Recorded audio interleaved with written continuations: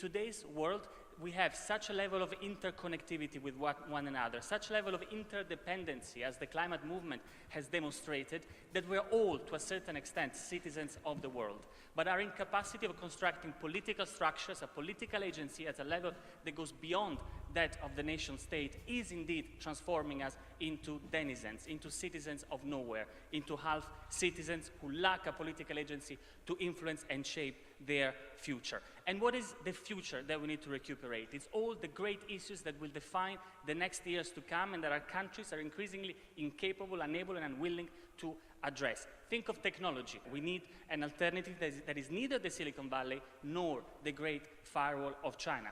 Take again, take another gigantic question that you will know only too well, that of multinational tax evasion. What is the alternative that they want to sell to you? Either we accept the system where multinationals pile up hundreds of tax-evaded billions into offshore fiscal paradises, 5 of which are in the European Union, 1 of which was constructed by the current president of the European Commission, Jean-Claude Juncker, or what we...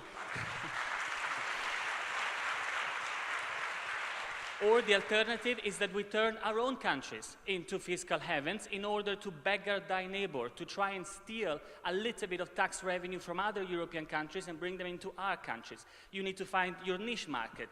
Ireland is doing it with technology corporations. The Netherlands does it very well with your toothpaste, with Procter & Gamble. Luxembourg does it splendidly with your furniture. IKEA paying 5% in Luxembourg. Portugal, they have the sun, so they're doing it with pensioners. You can move to Portugal and your pension will not be taxed. So your country will use also the tax income coming from that. But again, we need to refuse that the only alternative is between accepting fiscal paradises or turning our countries into fiscal paradises.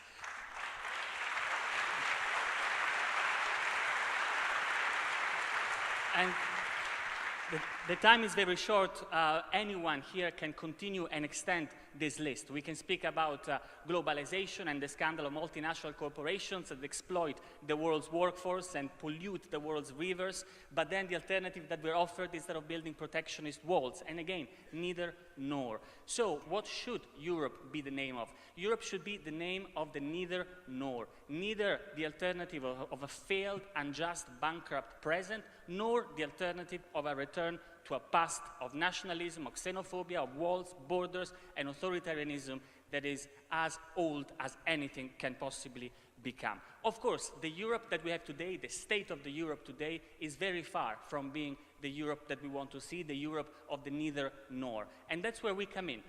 We are neither for this state of the Europe, nor for the disintegration of this Europe, but for its radical transformation from the bottom up. And who are we? You see DiEM all around this stage, but we are the thousands of women who are protesting against the criminalization of abortion in Poland. We are the thousands of people who in Hungary are protesting against the fascist regime of EPP member Viktor Orbán. We are the thousands of people who in Spain are conquering city after city to show that a different way of running your city from that of the neoliberal corporations and corrupt politicians of the past exists. We are the thousands of people who in the south of Italy are welcoming migrants, are saving migrants at sea against the criminalization of their state and against the complete subservience of the European Union to the fascist, authoritarian, xenophobic logic. We are the millions of people who signed to say that TTIP and CETA have to be consigned to the dustbin of history. We are the millions of people who said that water is a common good and has to be placed out of the market. And once again, everybody can continue this list as much as you want. The point to close on is that the time has come to transform this other Europe, these thousands and millions of people that exist all across our continent, this other Europe that exists in itself, to transform it into another Europe that exists for itself, that is conscious of its presence, is conscious of its power, and has the capacity and the will to transform this continent bottom up. This calls for a powerful pan-European political movement. It calls for a gigantic work of education, and perhaps, come 2019, it might also call to send some people a few hundred meters from here to actually do what needs to be done and hasn't been done so far.